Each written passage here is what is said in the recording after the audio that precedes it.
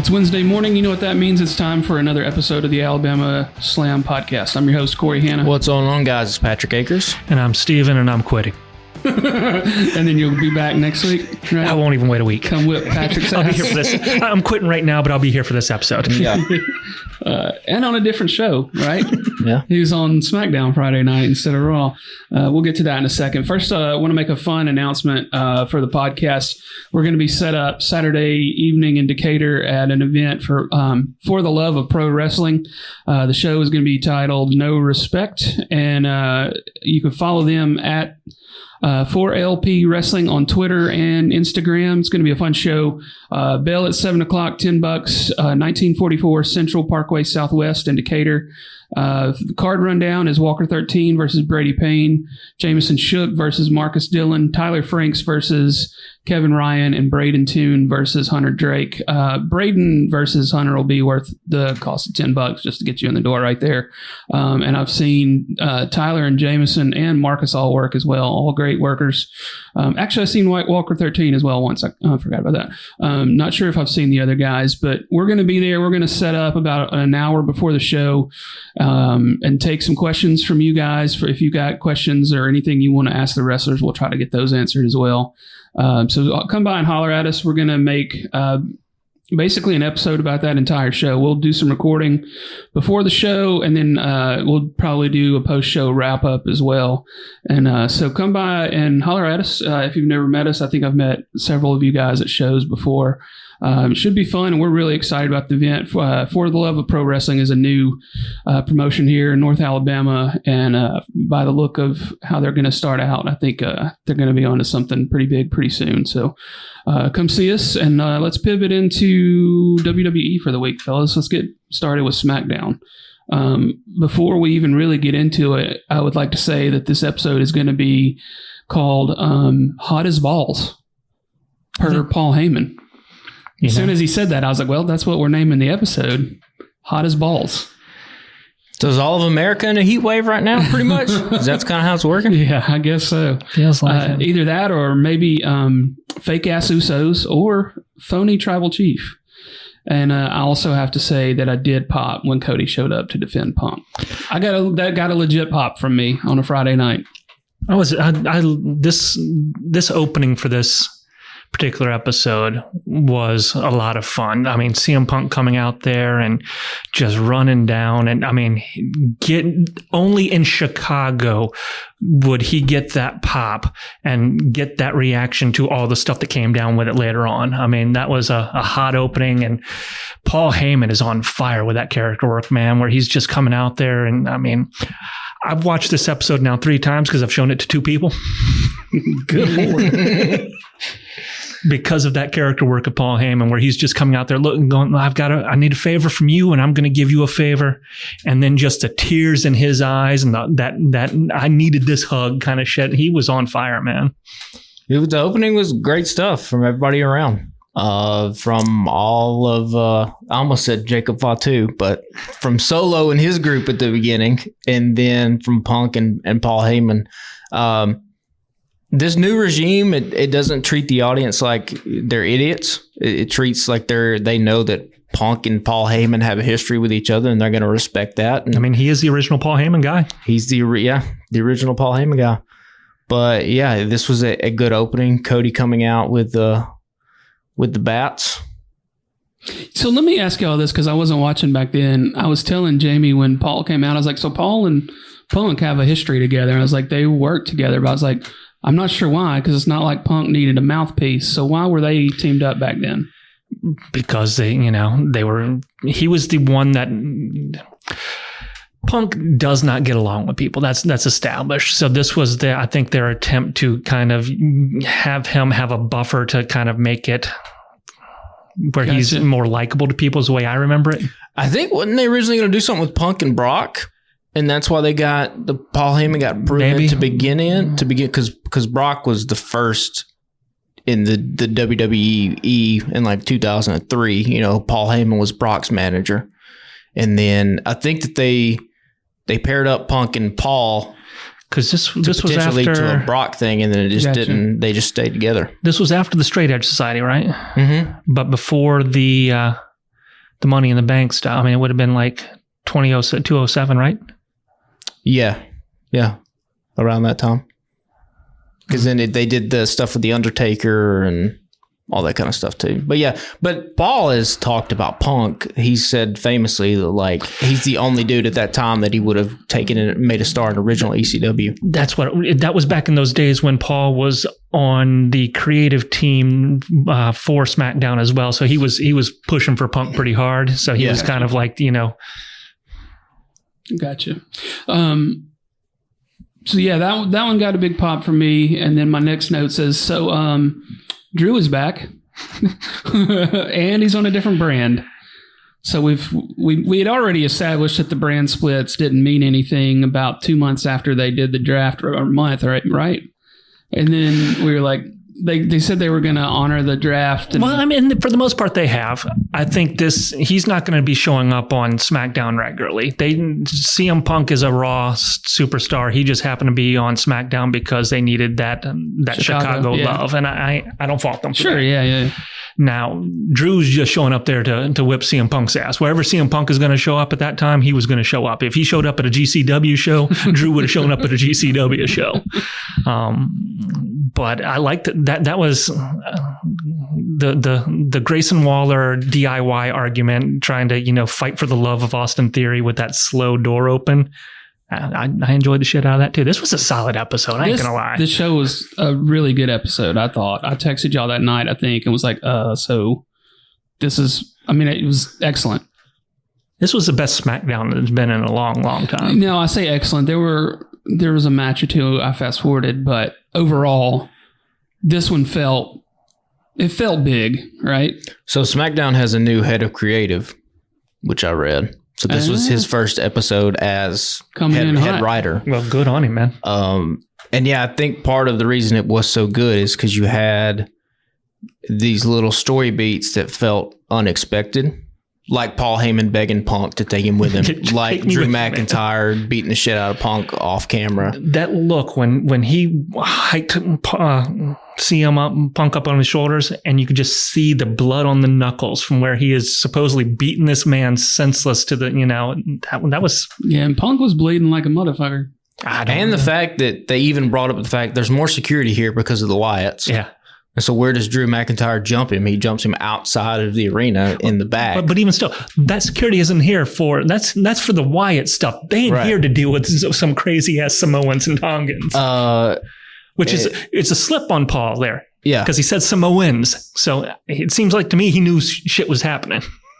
Yeah, and then we'll talk about that too, how much he actually knew. But listen, Drew McIntyre to me is the babyface in this. I'm rooting for him. Do you still say that after Monday? Yeah. Okay. Yeah. Punk has screwed this man now 2 times. He had a very valid. Well, we'll get collision. He backstage with Pierce. I was like, I mean, Drew is straight up spitting facts. He is. If you aren't going to handle it, I'll handle it, and I'm gonna beat the shit out this guy. Why have I heard those words before? Hey-o. Is he eating a muffin? Yeah. So, yeah, fun stuff. Then we got KO versus Andrade versus Waller. My note says this show is going pretty fucking hard. And Andrade gets the pin on Waller for that one. Yeah. I mean, every triple threat in this one had an unexpected outcome for me this time. My only critique of the triple threats is two of them ended almost the exact same way, with the heel kind of sneaking after another move was made. The heel comes in and sneaks. Carmelo Hayes and Chelsea Green kind of did the same finish, but like, whatever, man. I've said it before. I'm not watching WWE for these matches, so it doesn't. But I'm excited to see those people go over in this and to have them in their various Money in the Bank matches, as opposed to seeing Orton or the Bloodline involved in that. Yeah, they don't need it. They don't need it. Yeah. Yeah. So then my last note. Did you add notes to this? You didn't add notes to this. Says Solo tells Paul that Roman isn't coming back before his match with Cody, and then ... and Jacob Fatu is here. I told my wife that there was a Samoan werewolf on this episode, and she was pissed when she found out what that meant, because it wasn't a werewolf. But I'm like, trust me here. And Paul again showing that work when Solo tells him that, and that look of shock of what do you mean? And we're getting that now. Mind you, Solo in that moment is shining because he's able to do those story beats and he's taking over where he was brought in as the enforcer. He's doing it the only way he knows how to is that violent aspect. But once you unleash the now 60-pound slimmed down Jacob Fatu, I mean, that dude went for a flight off the top rope over to the. He has slimmed down a bunch. Well, that's kind of part of it. When you get to the big show, you're now a professional athlete. You should carry yourself like one and be physically fit like one. He looked like $1 million. I wonder how much he's lost just since he signed, because it's been 2 months since the what was the pay-per-view Backlash where they were like, oh, he's canceled his commitments for the weekend. Well, he was backstage at WrestleMania. Yeah. So, but it's been a minute. From what I understand, he's not available for overseas pay-per-views at the moment until he gets some stuff taken care of due to past incidences. Yeah, man, everybody's got a history. Shit happens. Shit happens.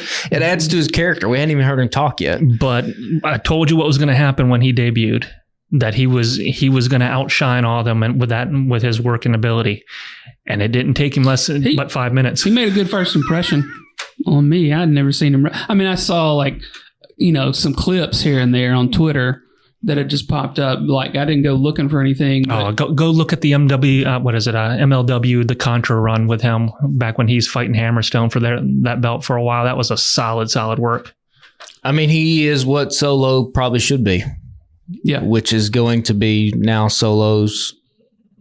How is he going to look standing next to Jacob Fatu? They announced a 3-on-3 match for Money in the Bank. RKO and Cody versus 3 of the bloodline. I can only assume it would be Fatu and the Tongans, probably. Yeah, I'm guessing. So I guess we're not getting a title match on that one then, huh? Guess not. I mean, the Money in the Bank would be your closer out anyway, wouldn't it? Unless they do, Liv gets a. Nah, I mean, they'll open with the female Money in the Bank. They'll close with the male, I'm guessing. And then you got Damian and Seth will have their title match, and that'll probably be the one. Yeah, that gets in there. It was funny because last night I was thinking, which I know we're talking about SmackDown, but I was thinking when was the last time Liv wrestled? And then Zelina came out to challenge her, so I guess that's coming up. Because I was like, has she even defended her title? Yeah, she went against who was it? A few months back, no, not a few months back, but a couple weeks ago. It was somebody. Give me a random, here. Probably on Monday Night Raw. She's too busy sliding into DMs. There's that, yeah, and sending probably whatever kind of explicit messages or whatever that. Back when we were talking about Roman Reigns when he was still around, I was like, I don't see how this crowd is going to cheer Roman Reigns when he comes back, and I was completely wrong. This dude's going to get the huge pop that I think WWE and Vince particularly always wanted him to get. Do you think he comes back trying to be the head of the table, and then he has to turn? I think your Survivor Games War Games match will be Reigns, the 2 Usos, maybe Sammy against Solo, Fatu, and the Tongans. Yeah. Her last televised match was the Becky Lynch retirement one. Jesus. So about a month. But she's been doing Shayna and Zoe on the super shows. And then you have with Roman too, there is the dangling carrot of the Roman versus Rock match. But you have to think they get to Rock versus Cody first before they get that. So will we see next year's WrestleMania Roman Reigns screw over The Rock in their title match? How much they keep this thing going? Speaking of The Rock, I saw a funny tweet last night that was because they made the announcement that the making of WrestleMania documentary is finally coming out next week or whatever. And somebody was like, oh, okay, so The Rock finally decided how he wanted to be portrayed in this. I mean, yeah, they advertised that thing for the Wednesday after WrestleMania, and then at the 11th hour, it's actually, it's not going to happen, and it's been now months. Yeah. So, in this little revisionist history, WWE is always going to spin propaganda, right? I'll watch it just to probably laugh at it. Yeah. Because I feel like I don't know. They're going to try to make Rock out to be the good guy. We all know. Well, Brian Gewirtz went on some podcasts, and I don't even know if we talked about this, and said basically was insinuating like the reason it didn't go as planned is because Cody didn't play his part that well in that, as you would say, he got in his fifis. Yeah, which is just like, okay, so you guys were just tone deaf, because why would you think Cody Rhodes was the biggest babyface and you thought the fans were just going to be okay? Why are you out there defaming your fucking champion right now? Well, I mean, let's be honest here. Brian Gewirtz is got one teat he has to suckle to. Right. And he is going to suckle that teat like there's no tomorrow. And, you know, we know Dwayne has an ego. That's been well documented. Yeah. So it will be interesting to see. We'll have to talk about it. But yeah. I've talked a lot of wrestling, and my household was not a Roman Reigns fan. I mean, but much like you just said, they want him back now. They want to see how this is going to play out because they're invested in. I mean, we talk about how we didn't think he was going to be able to get people invested, but Solo, even at what he's in his skill set is doing, is hooking people. Well, I think it's you also brought this up. It speaks to the brilliance of Paul Heyman.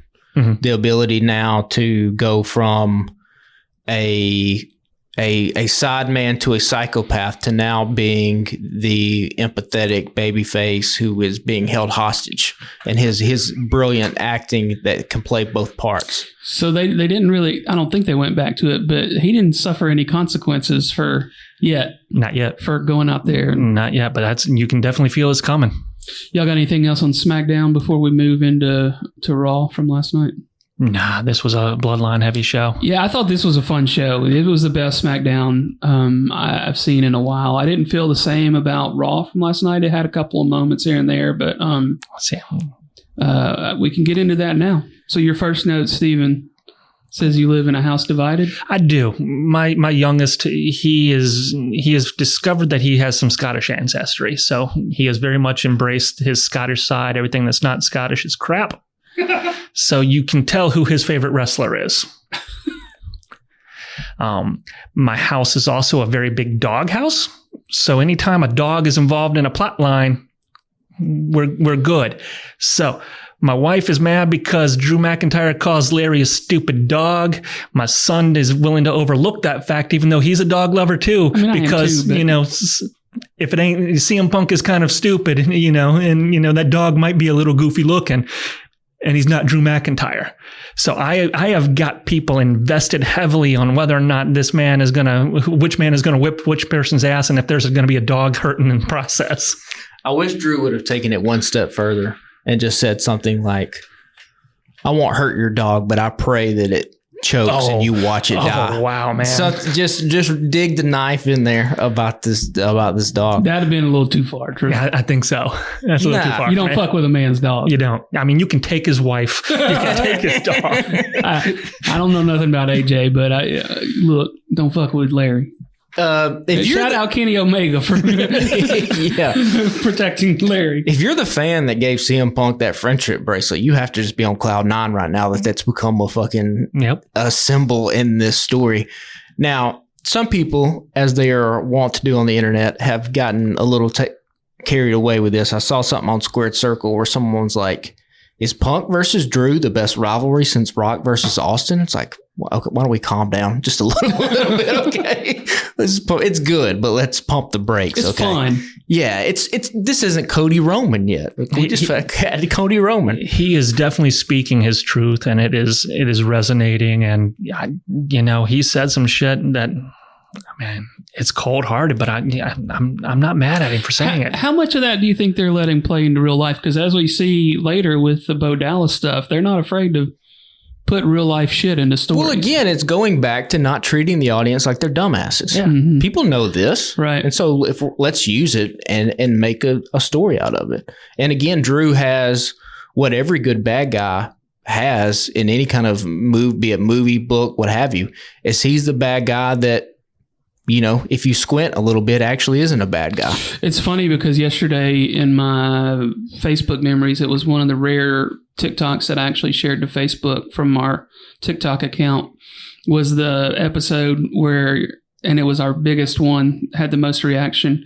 So it was where you were like, if AEW can't get Punk and the Young Bucks and Omega to work together and be in the ring, it'll be the biggest blunder that'll go down like in the history of that company. And I might have been right. People told me I was stupid. I don't know. But to see Punk working with Drew this way, and he worked with Rollins previously, and think about how much fire it would have had in AEW, because it would have been, we knew everything about it. Yeah, yeah. It would be their version of the Montreal screw job, where you're not sure how much of this is real, how much it is, and that's where the money is. Yeah. There was a moment, because I'm talking about Miz on commentary here. There was a moment where Cole, I forget what Cole said, but he's like, he was talking about what Drew had just said in the match, and the Miz being who the Miz is, he has some of the best reactions to it, because Cole said something like, about how it wasn't justified what Drew McIntyre was doing. Oh, it wasn't personal. This isn't what CM Punk did wasn't personal. If Drew McIntyre is making it personal, and Miz just kind of did this, one of his little Miz head shakes, and had the most, I haven't seen that realism from the Miz since he was yelling at Daniel Bryan back in the day. He was just, this is personal. It's personal for everybody. He made it personal, bitch. And it was. I think a lot of guys from Drew and Miz's time that were there, they probably have accepted CM Punk, obviously. But in the back of their head, they're still like, this is still the same motherfucker we didn't like. He's the same dude. It's just now, he's a little bit older, and everybody's in different places now. But if you haven't grown in 10 years, you're not trying. Yeah. I am rooting for Drew 100% in this. How satisfying too would it have been? I don't know if we'll get this. Just, if you're just fantasy booking, what if Drew wins the Money in the Bank? Holds on to it. Somehow CM Punk gets a hold of the world title from Damian Priest or whoever, and then Drew cashes in on Punk. I love that. That's the big takeaway here, is the fact that Drew has been screwed by this Money in the Bank case, not once but twice. And what's he going to do? He's being the hypocrite that he started off this whole storyline being, saying, you know what, I'm going to use, you fucked me. I'm now going to make it so that it's going to pay dividends for me. That'd be fun. It would. The story, it's a nice wraparound conclusion. You have a lot of top guys there on Monday Night Raw. Like, we'll talk about Raw. You got Priest, Rollins, Gunther, McIntyre, Punk when he comes back and is healthy. It's a lot of guys kind of flooding the top of the card. Now, I think one of those dudes in Priest will make his way back down. But between Rollins, Gunther, McIntyre, Punk, that's a pretty big foursome. Yeah. The next note on here says Bronn versus Kaiser. So did you watch it, or did you fast forward? I watched it. And? Listen, it's hard to deny the athleticism of this man, right? I get it. You just don't like him. He's not. His presentation is off to me. But goddamn, he's got some moves. And they were not doing the weak ass. They were laying that shit in, and I was happy as hell seeing them just knock the fuck out of each other. And then Sheamus jumping out with that knee. That knee looked and sounded, just perfect as well. I mean, was really good timing. I'm not sure how I feel about, Bronn being the good guy out of this. I'm with Corey. The presentation is what's throwing me off. Mm-hmm. He has Meaner Than Evil on his singlet. We talked about that. Big dog. It just says dog. I think it just literally says dog. It's misbehaving donkey across front. Badass. And then, there's he's badass on his singlet. And I think, again, if there was a change, and I think the change would just be, you guys know the AEW team, the Outrunners, the dudes with the, yeah. If Bronn was just that, I think I'd be 100% in this. There was a moment. I think he's going a little too hard in the tanning bed too, and it's weird to me. It looks. But the over-exaggerated tan is straight out of the 80s. That's straight out of what those guys did back then. I think we're going to get a name change on him, and I think Kaiser is the one that's going to cause it. Because when he was cutting his promo backstage, he hit on the problem with what that name is, Bronn Breaker, when he's like, Braun Strowman, Bronn Breaker, I'm doing this. You got too many people with the same name. So are the two Bronns going to fight for the Bronn? Maybe. No, not really. No, Bronn off. He's going to be looped in that Judgment Day shit for a little while. I feel like I'd probably come around on this dude if he would change his presentation. And that's what I'm saying. I'm not blaming him. He is athletic. He looks like $1 million outside of his gear, his name, and everything like that. There needs to be, and I do think he has a personality. I've seen some interviews and stuff with him. He has a little bit of charisma, but it needs to be a different type of way. I don't know. And like I just keep getting hung up on the 80s thing because like, okay, his dad and his uncle, they were big in the 80s. What was the 80s? Like, let's go back and do some shit like that. What is it? Is it on this Sunday that we're getting the Steiner brother biography? Yeah. So maybe we'll see some movement on that after that airs. Just get him some fucking 1980s music. No offense. He's already got the 1980s music. Just license something from like fucking Steel Panther or some shit. No, just Def Leppard. Or like it just needs more 80s aesthetic. But I mean, he is doing everything you would want out of an AEW wrestler. Sure. But he has dog on his singlet. And meaner than what the fuck does meaner than evil mean? I don't know what that means. Somebody needs to step in. It just, again, it's one of those things where it's like he's, you know, if you're a coach, like if he was a basketball player, you're like, we're playing this dude out of position.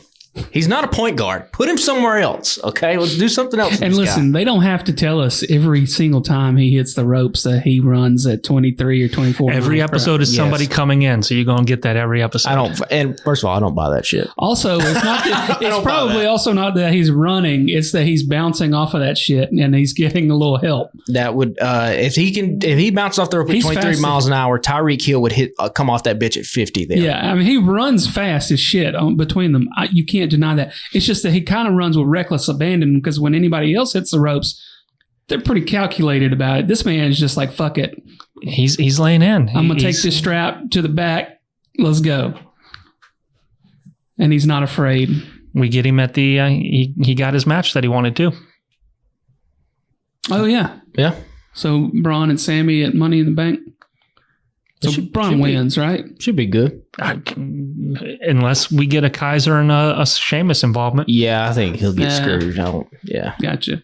They'll just keep playing that card. That's going to get old pretty quick. Well, it will, but they'll eventually cash out on it. But then you can't have him get that belt just yet. You gotta tease it a little bit. So next up, Chad Gable can't be killed. Man said it. I mean, so last week, I was like, well, how do you come back from this? It wasn't him that had the blood behind him. That was somebody else, but his wasn't as much of a gunshot wound as one of the other dudes that was up against the white wall. I had just gotten my timeline twisted on. Well, here's what I get irritated about these type of things. I don't know if you guys saw Adam Pearce's Twitter. But he was like, Chad Gable was cleared for all the idiots that thought he got shot in the head last week. Oh, it's so stupid, blah, blah, blah. We have watched, at this point, mixed martial arts has been a thing for a very long time in pop culture. We've seen a ton of fights. Have you ever seen anyone from a fight bleed from the side of the head? You ever seen that? Has any cut man in boxing ever put Vaseline on the side of somebody's head? No. It goes in the front. So when you see a fucking wound on the side of the head, the first thing that I think of, y'all know the Vietnam picture where the dude's getting executed and the gun's right beside the side of the head, right? That's where bullet wounds go. When people get executed, boom. So don't come at me like we're a bunch of damn dipshits because y'all screwed something up. I guarantee you what happened was the makeup dude did it last minute and they were like, fuck it. Blood. We got to go. Get out there, yeah. sit down. I think the idea is that he had his head smashed into pushed sideways into something like. Well, then how was he facing front? Well, he collapsed that way. He shoved whatever. You hit this way and you turn perfectly to the camera this way? Well, No. They positioned him afterwards so you get the best shot. Just put the wound somewhere in the front. But anyway, I get irritated when people do things and then when other people jump, and it's not like anybody was like serious, like, oh, Chad Gable got shot, but it was like a funny joke. And then here, Adam Pearce. Anyway, all that to say. But I was right about what I said last week. about how you get him. And he has a life-changing moment where he goes and apologizes to his Alpha Academy group. Mm-hmm. And then when they say no, but he's still going to work on it, who's waiting for him on the other side to talk to him for a little bit? The only thing I did not like about that is they've been so savvy about other types of storytelling, and then with that one, they just hit it over the head.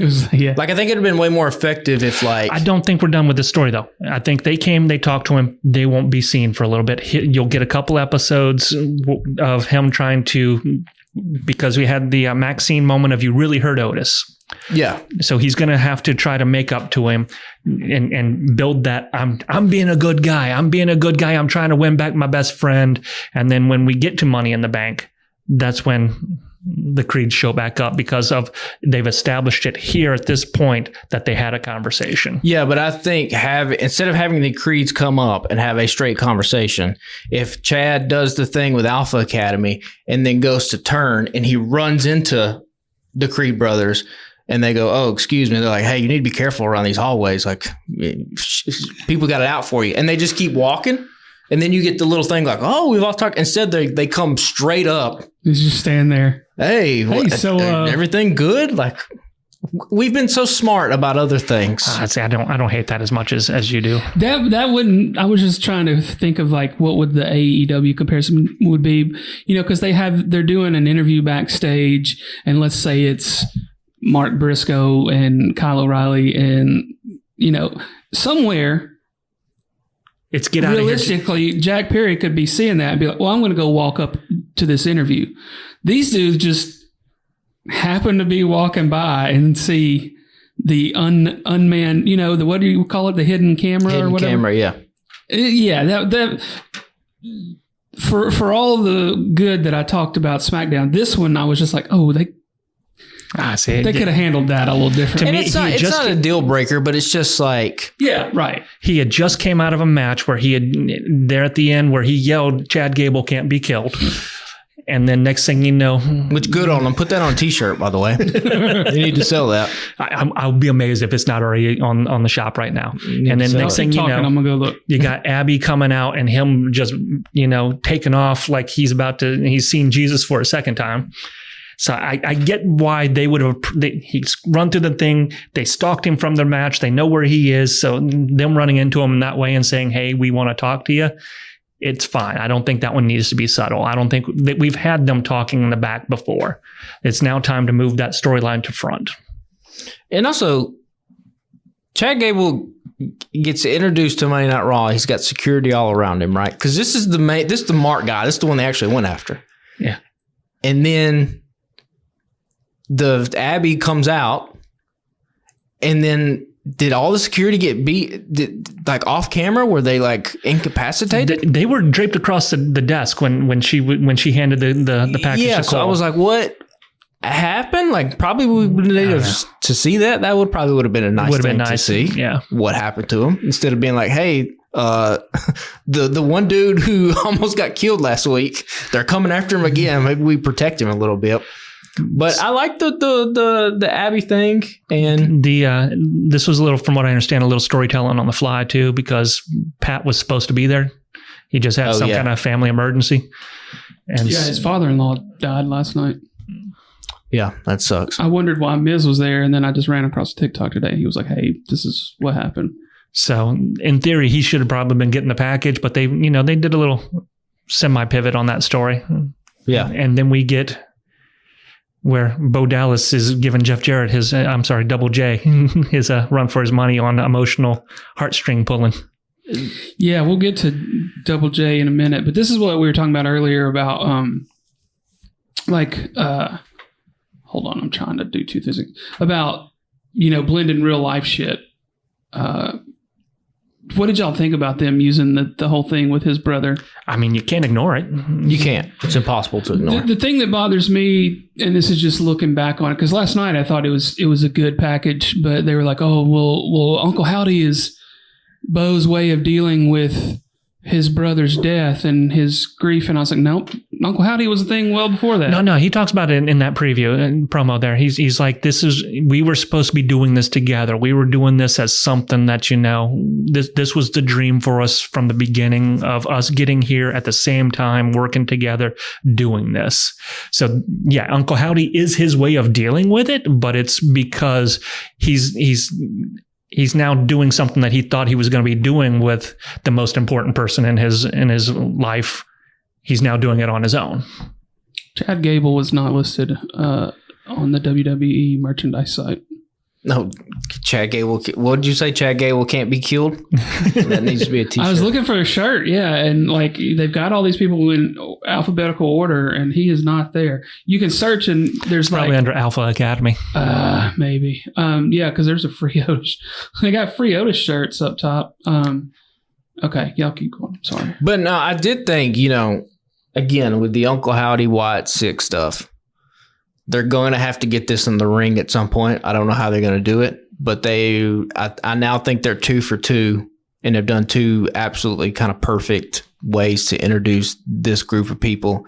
And particularly, we don't have to, after Monday night, we don't have to guess about who Uncle Howdy is. It was very smart to be like, no, it's Bo Dallas, and it's Bray's brother.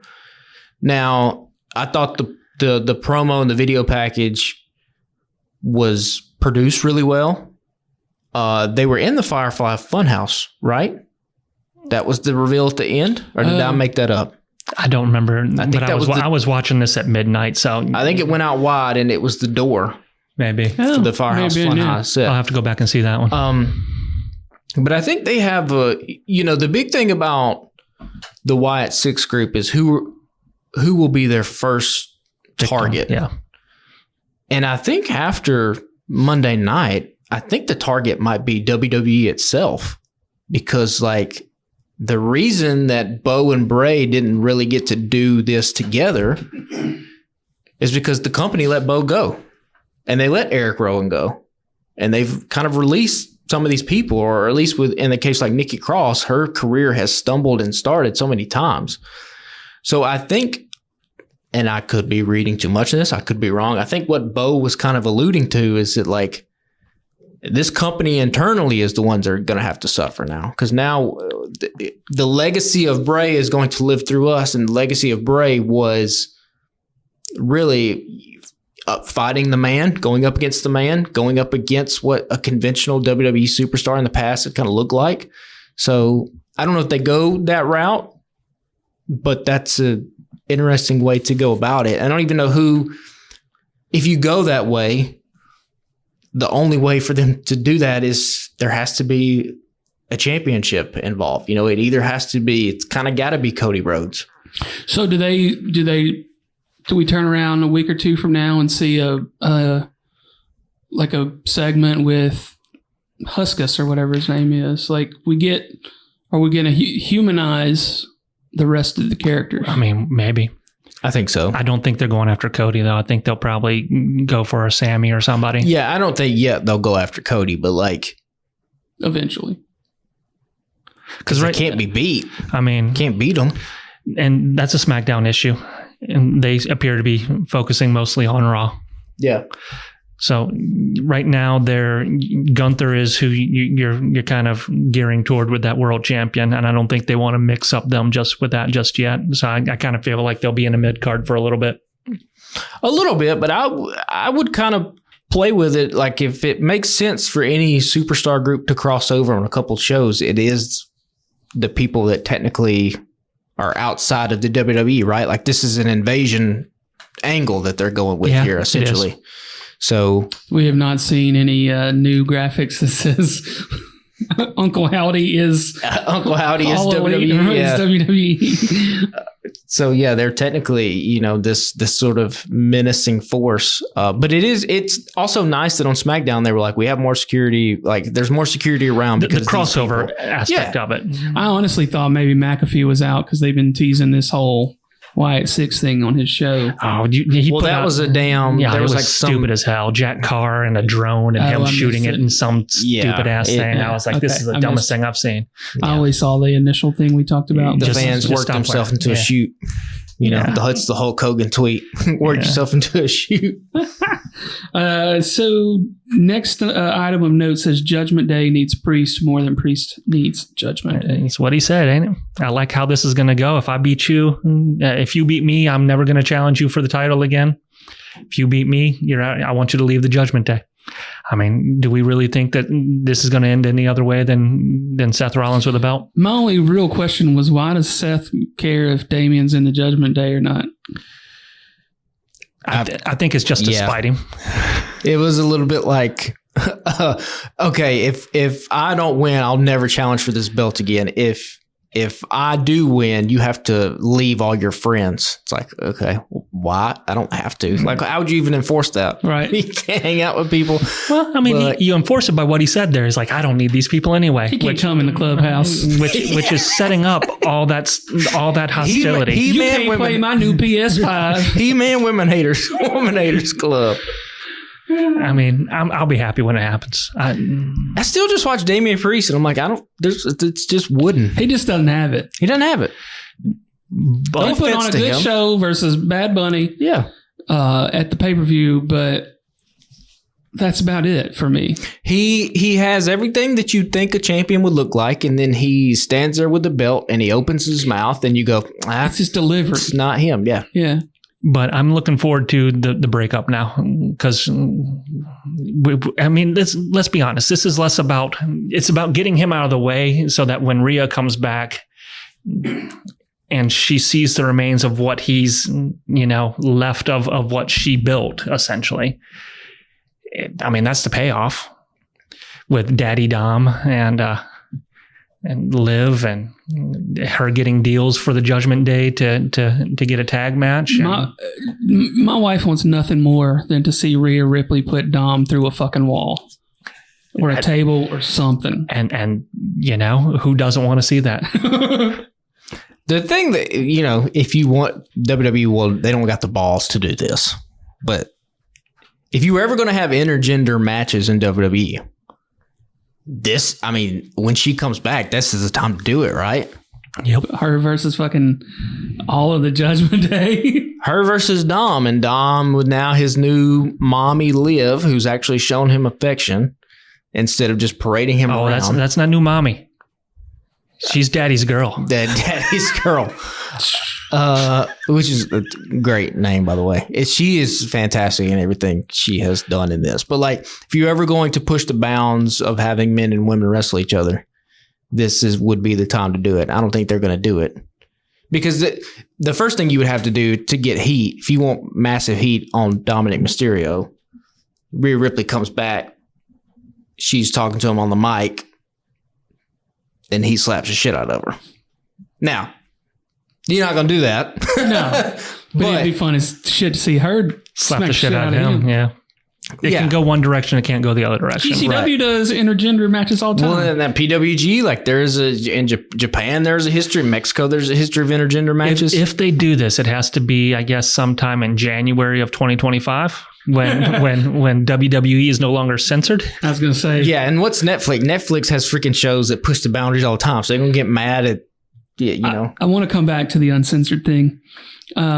This is the thing that I didn't give any thought to last night. And then, of course, I wake up this morning and the first 50 tweets I see are about Liv Morgan in this era. I didn't think about it, but the whole fucking thing they're going through right now with the lawsuit. It is 100%. Shit like this with Vince McMahon. 100%. We are dealing with, this is, did I giggle like a dumbass when, Dom's back there? Hey, look, I don't want anything to do with her. And then she sent me this and there's Carlito going, oh yeah, cause he's that uncle that's making you do the bad decisions. And, but yeah, this is 100%.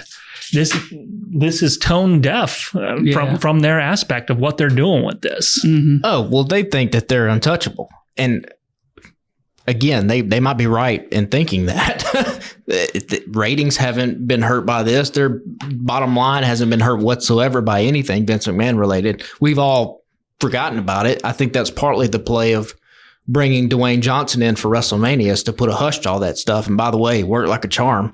Well, I think what put a hush on it right now is the fact that the government said, hey, take this mediation moment to do something because we're doing our own thing. So there's that long-term escalation of the government is now investigating this shit, which has put, any kind of new news out has kind of stopped it. So we're in that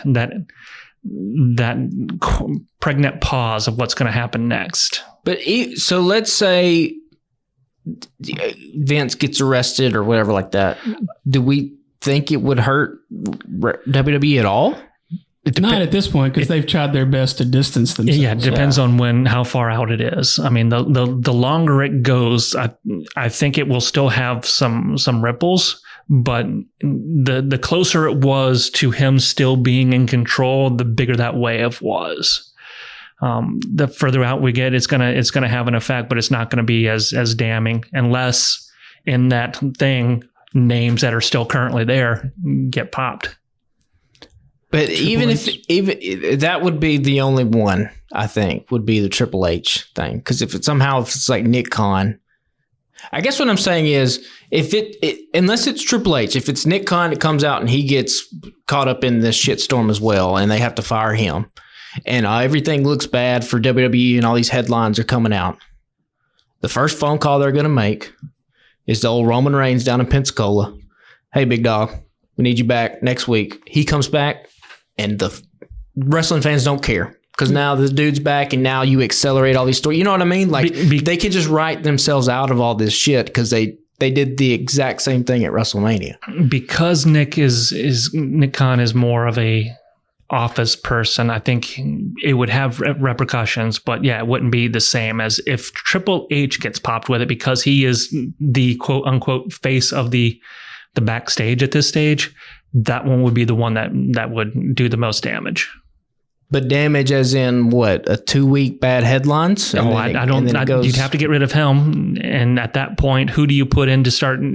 He is the person that everybody is, whether or not he is the person that's doing it or not, he is the person that is being attributed with single-handedly giving us the stories that we're enjoying right now. So you would be doing a lot of fallout. And every time he opens up his mouth at a press conference to the point that they've changed how they do the press conferences, it's you see little shakes. But if Triple H left and you inserted The Rock into that role, I don't think we'd still have the same love. I don't think there's a difference there. I hate to say WWE at this point is too big to fail, but no, nothing's too big to fail. They're a media empire at this point that just keeps on trucking along. About how MTV and its demise, which was fucking great, by the way.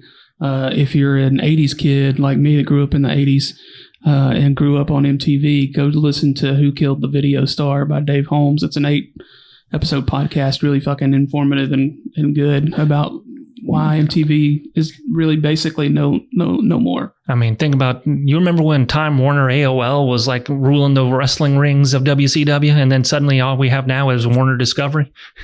But they weren't, there's never been a wrestling company, and dare I say there might not, like WWE is like Disney.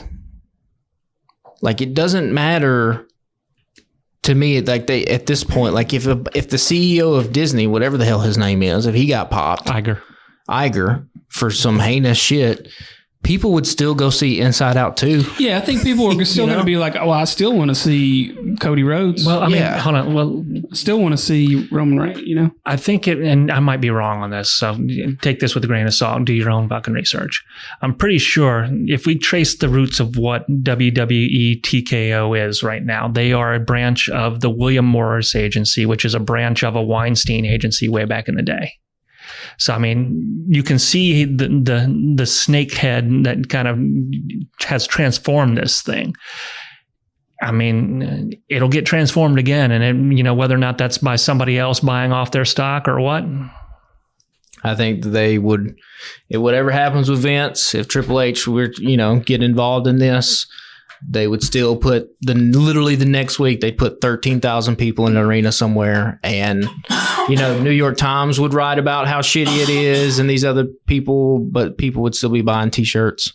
Yeah. Fans would still be packing the arenas. They'd still be singing Cody Rhodes' theme song. Like, again, I don't want to use the term too big to fail, but I don't.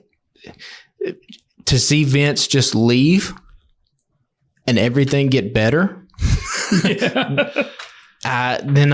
what's left then? Best case scenario for WWE, Vince dies before everything comes out. Oh, 100%. Yeah.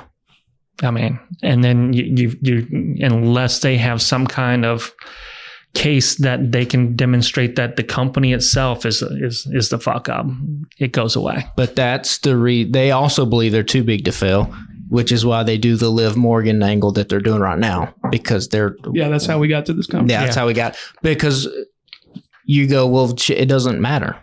Yeah, we're going to write it this way. Who cares? I mean, but that's not lost on me. I was, the discussion in my house as we were watching this is, if Dom was doing this to Liv, we'd be having a different discussion. The fact that Liv is doing this to Dom makes this okay. Isn't reality. This is a sexual harassment, sexual, stalking kind of case. Yeah. Well, the things that I saw was the comparison with what is claimed to be going around with what happened between Vince and this lady, right? Mm-hmm. Is like it was so close to the same. I mean, she sent photos to him. He showed them to his friends without her permission. Yeah, that's what the lawsuit alleged. Now, hopefully, we don't go. This is where these connections to these stories end, because if we go deeper into some of the details of the lawsuit, I don't know if you could put that. Well, so of course today I see a still shot of Carlito's. He's got his eyes bugged out when he's looking at the phone, and they're like, caption this with what you think Carlito's looking at. I was like, y'all don't want to open this can of worms. Probably. I mean, some of them, I guess they did because they really did it. But yeah. Let's get to the uncensored part that we were talking about a minute ago. How uncensored do you think that they're going to be? Like, they're not going to FFFF. Oh, no. They're going to leave a lot of that to the crowd. You're going to hear the crowd chants that they have to bleep out. What's the first F-bomb we hear? A lot of people are saying Seth fucking Rollins. Yeah, probably. It wouldn't surprise me on that one. But again, you're still going to have to sell a T-shirt. So I don't think they will change and drop it as hard as we think. They're not going to do that. Right. But they're going to do Stranger Things. Stranger Things has 1 to 2 F-bombs a season. The violence is a little bit more than your standard typical family show or whatever. Well, they've already done that. But I don't think we'll get back to the horny era of ECW where, come on, Leia's dancing on top of the thing when she's got nothing on behind the towel. The culture's moved. The culture as a whole has moved past that. Like, if you read the reports about Gen Z and Gen Alpha, they're the least horny generation that's ever been around. You're not going to get the Christmas card from ECW where it's a zoom in of Francine in a Santa Miss Claus outfit just zooming in on her boobs repeatedly. But I think you will get, like, the level of violence will be escalated a little bit. They're toying with it right now.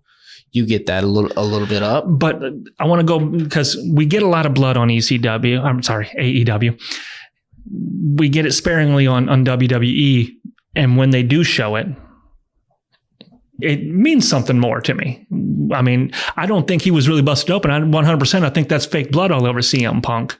Oh yeah, but it was impactful because I don't see it all the time, and I'm like, holy shit, that guy got his ass whipped. Although we've now seen it 2 episodes in a row. They had a bloodbath with the Wyatts, and then they did it with CM Punk. So sometimes good things, much like the long camera takes, sometimes people get carried away with themselves and ruin a good thing. But no, I think the move to Netflix will be good. I also saw Triple H or somebody say the Raw will be going to 2 hours when it goes to Netflix. Mm-hmm. They're going to change SmackDown to 3 hours. And move SmackDown to 3.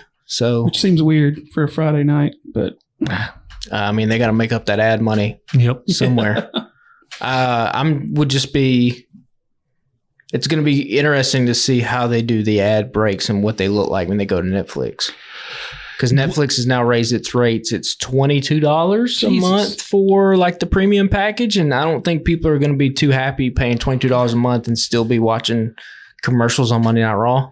So here's, because if you do Fight TV, you get the picture-in-picture goes, you get that still being shown. They do still have their ad breaks where they show their Dynamite or Collision sign that goes for about 2 minutes. Do we think that we will still get, is it worth it to you to see those things for that extra money on Netflix? Would you want to see the behind the scenes stuff? I mean, right now on for like the premium live events on, if you're doing the unadded Peacock subscription, you get the breakdowns of how they got the stories as opposed to seeing the various commercials. Do you think there's money in that? Is there money in that? I mean, I've also read that they're I didn't mean to cut you off, but that they're talking about trying to flirt with a way of having a non-paying Netflix option, which would obviously be heavily bombarded with ads, I would think, right? Yeah, but I mean that this is going to be the issue with these streamers now as they consume more traditional broadcast and cable content that has always been advertising based. It is a tough pill for people to swallow when they look at their bank account and it's $22.99 a month for Netflix and they are watching a 2-minute ad. Well, what the fuck am I paying for? Mm-hmm. So we're in this new era. Streamers are going to have to figure it out because they are not going to lessen their content, right? We've already seen Netflix is now getting NFL games. They're going to get basketball games, I would assume, in the near future. Well, he also said that when you get the Netflix package, you're going to be getting premium live events and stuff like that. Does that mean the deal with Peacock's done and we're moving all that crap over? I don't know. I mean, it would seem like it. The Netflix deal, it was a pretty hefty rights deal. So I thought the network deal was a separate deal that they were going to be shopping around a few years later, but they're giving the... Oh, I think they're doing more PLEs. I think they're like Saturday Night's Main Event and some things like that are coming back. Mm-hmm. If I remember from what we talked about.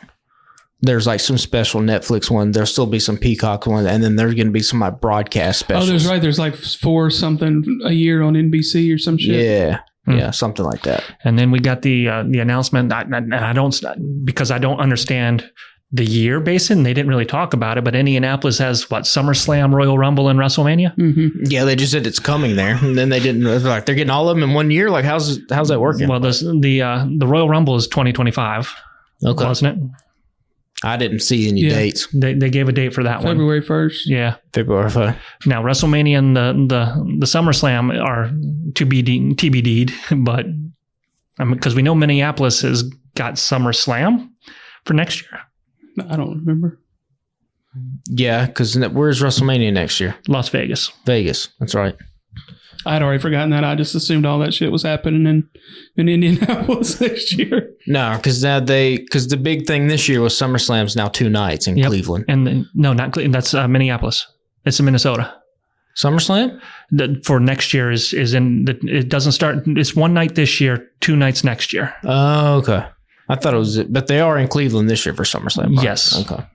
Y'all got anything else on WWE before we move away into Collision? I don't know. What else did I say on there? I think that was it. Yeah. Yeah. Oh, we can talk about JD's big ass head, evidently, because they want to nonstop. And I think what did he say? Headbutt from that Klingon-like forehead. Yeah. R-Truth was funny as shit. He just needs a bigger body.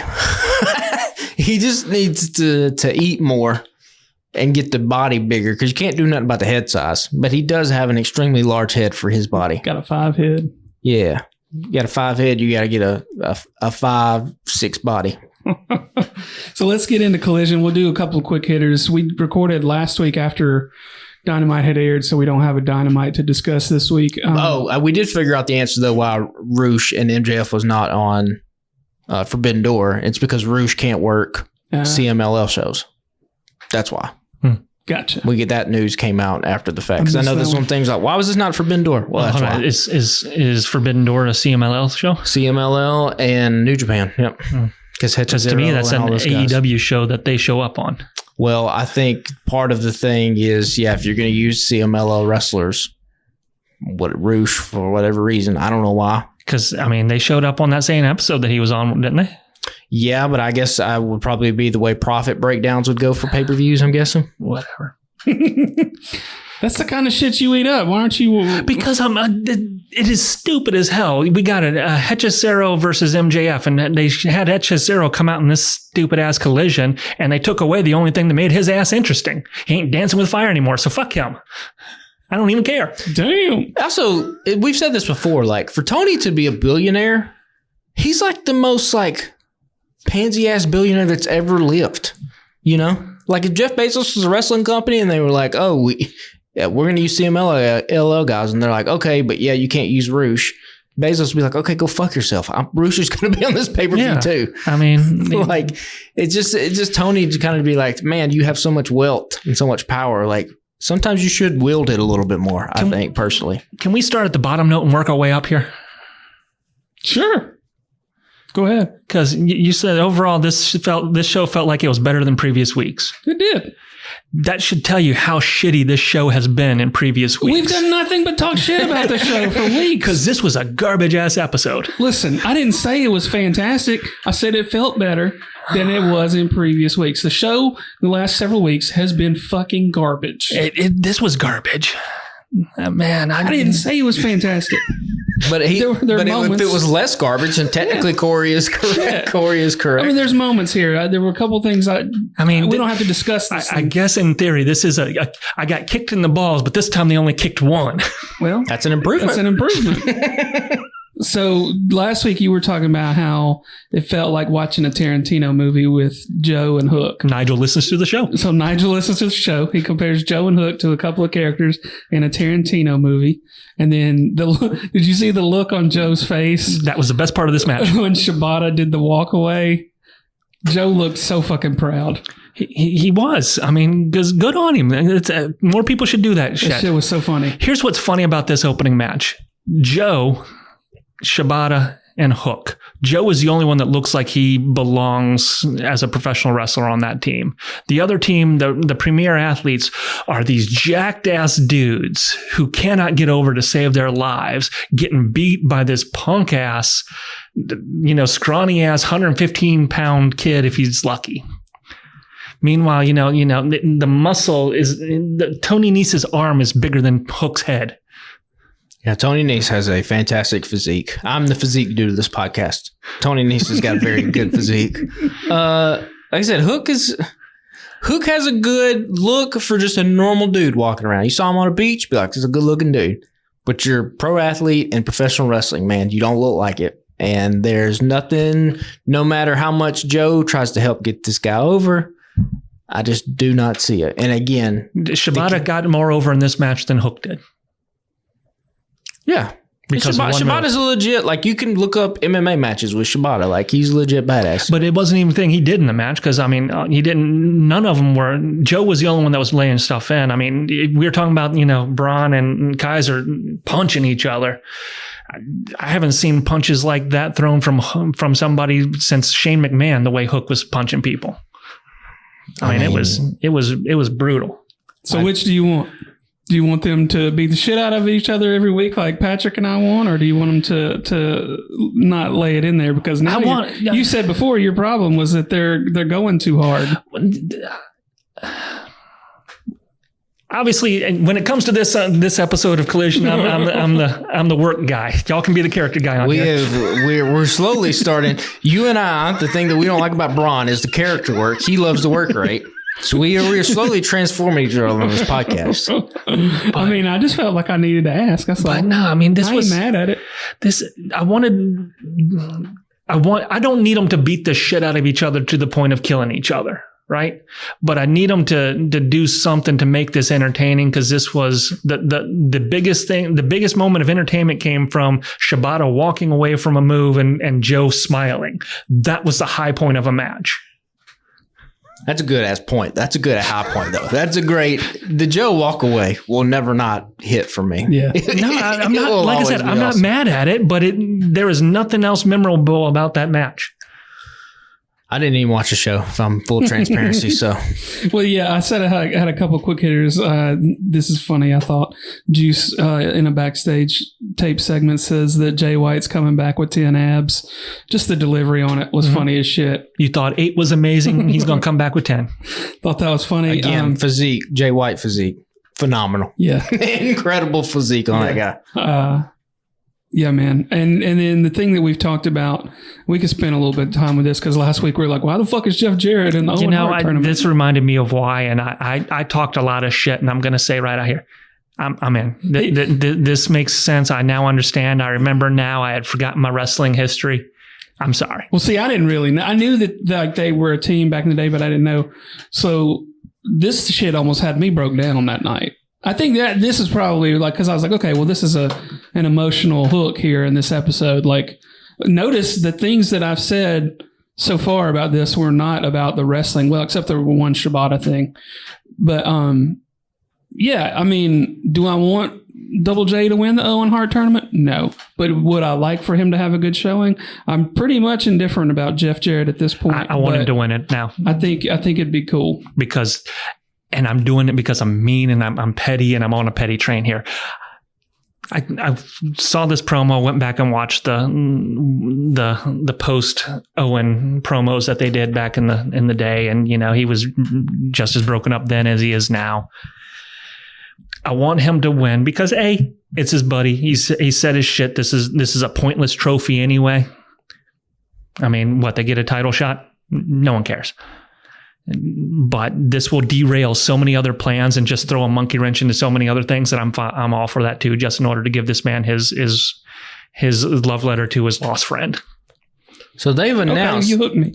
They've announced the winner of this gets a championship shot at Wembley, right? Oh well, we don't. I don't think it's Wembley. Oh, they just get a championship shot. Okay. Well, we don't need to see Jeff as the AEW champion. But that's why you could give him an Owen Hart trophy. That's fine.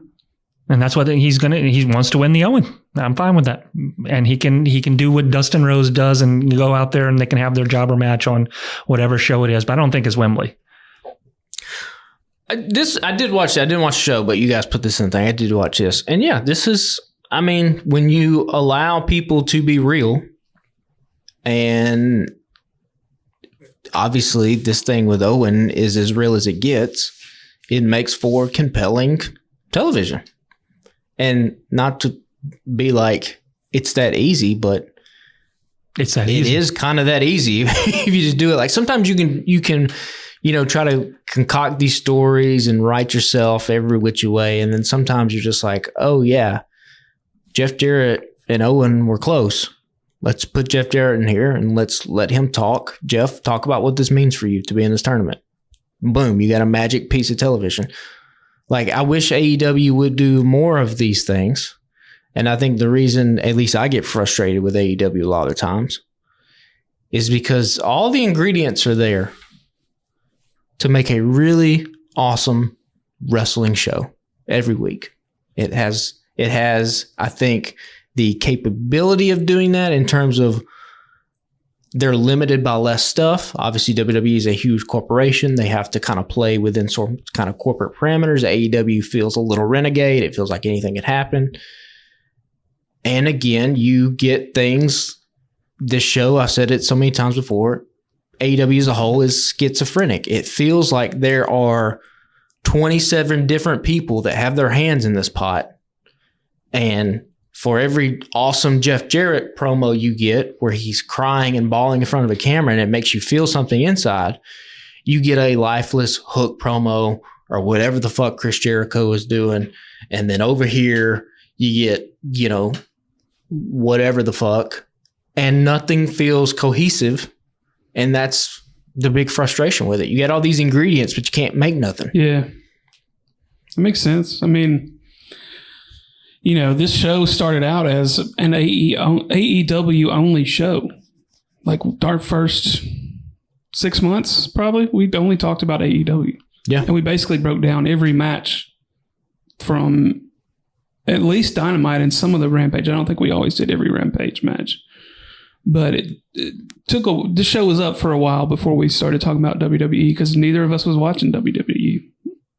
And then you started telling me about Sammy and the Bloodline, and I jumped in. But I wish I wish that AEW could get back to that. For whatever reason, they lost it somewhere in the last year. I feel like, to me, it went off the rails. Tony Khan came out a few weeks ago, and I thought he had hit on the magic thing. I thought he was going to go the direction that when he was like, this show, I run for the sickos. So I thought he was going to capture that magic of what made ECW great, because it was for the sickos. It was wrestling for a certain demographic, and it made it us an underdog versus everybody else kind of thing. And here we are, 2 weeks later, and it's just not. He doesn't. He wants to have that magic so bad, but it's like sand between, in a fist where he's just squeezing hard and it just keeps on. I'll be interested to see if it changes a little bit after Forbidden Door, because I know we've had to spend a lot of time building to that, which I still don't feel like they've done as much as they have the previous years. But here's the thing. They've been doing it for 6 months plus.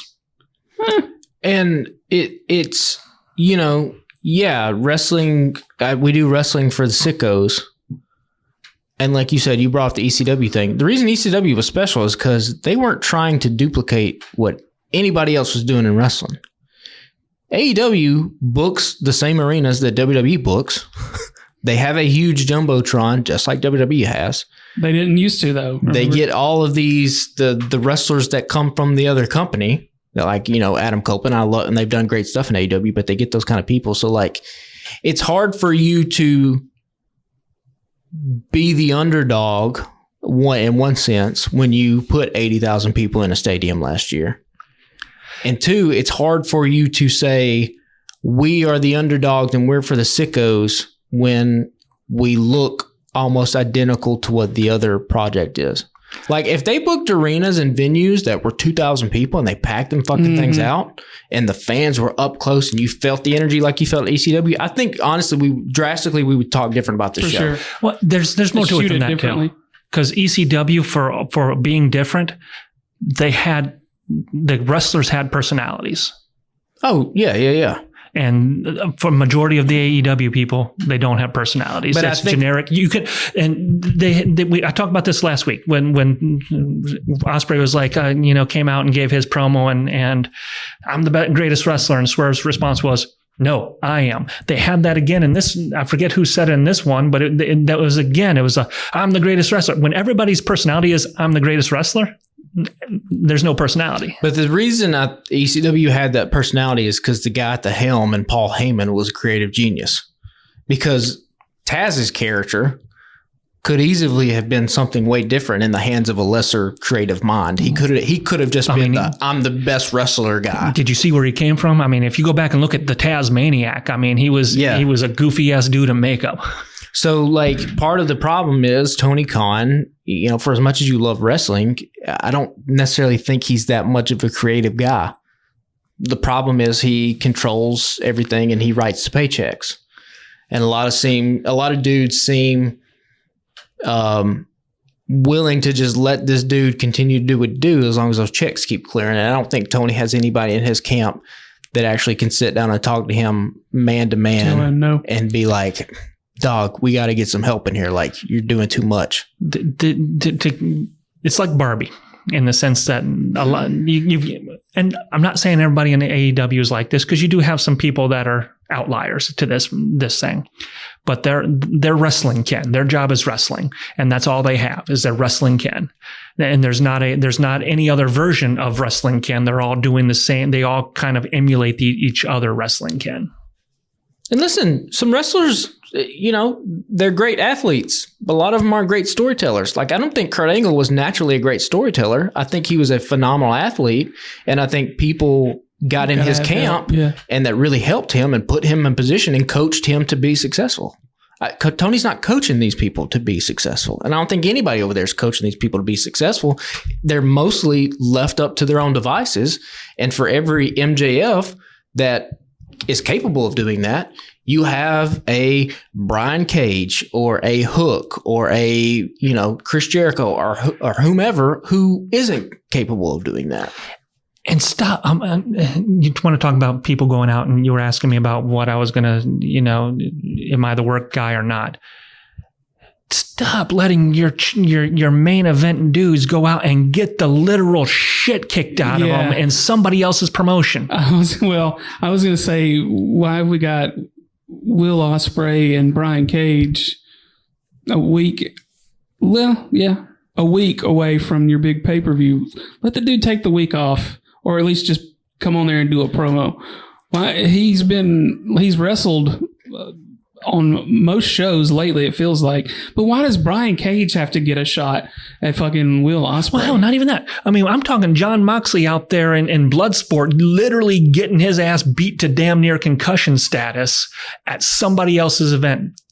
He's your main dude, and he isn't even showing up on your show hardly anymore because he's happy doing somewhere else. As a legitimate business owner, I understand that you are wanting to make these people happy, and that's part of the appeal is that you're letting them do the things they want, but you're fucking yourself, man. I mean, yeah, this show could use some more John Moxley. It could use some more guys like that. But I think listen, that is a tough case because I think Tony owes a lot to John. And if John comes to you and he says, this is what I want to do. When he put the fucking company on his back, how many times? Several. Lots of times. So if there's one dude that I think gets a pass to do that kind of stuff, it might be him. Okay. And then you got Bryan Danielson, who's done the same thing. He gets the pass too. Everybody has done something that gets a pass. That's the thing. Everybody's getting a pass. I think Moxley is the one guy. Moxley is the Dennis Rodman of the Bulls, where Phil Jackson says, you can't go to Vegas in the middle of the thing. It's okay. And Michael Jordan's like, don't let this motherfucker go. He ain't going to come back.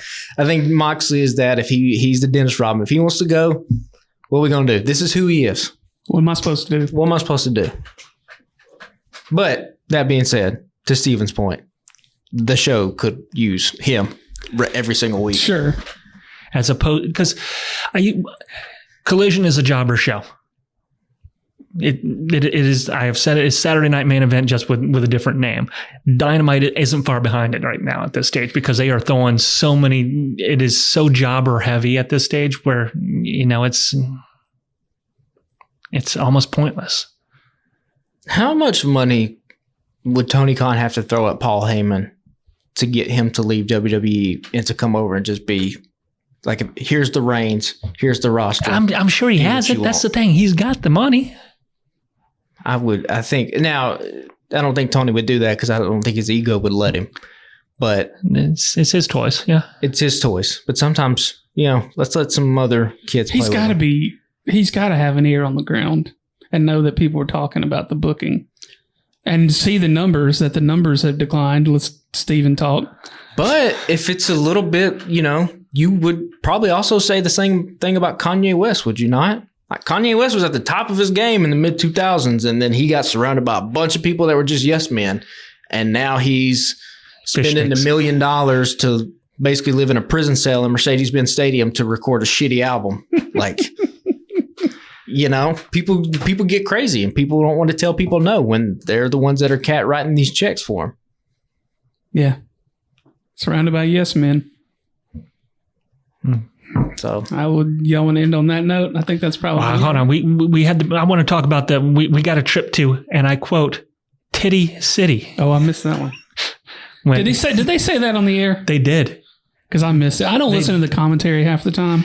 Well, the wrestlers said it too, because it was Patriarchy versus the Iron Savages, who came out and cut a promo about, the savage sauce that they were going to drink and how they were going to give the Patriarchy a trip to quote unquote Titty City, which was the big dude's, man tits, Bob's bitch tits over here. It's probably a city you don't want to visit.